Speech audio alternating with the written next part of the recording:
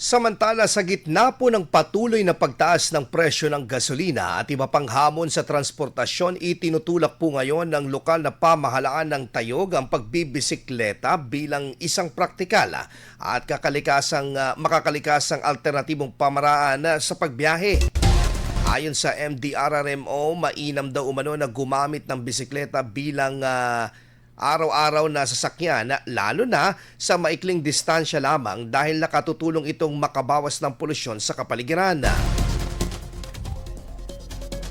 Bukod pa sa pagiging cost-efficient, binigyang diin din ng lokal na pamahalaan ang pagbibisikleta ay may benepisyo sa kalusugan bilang ehersisyo.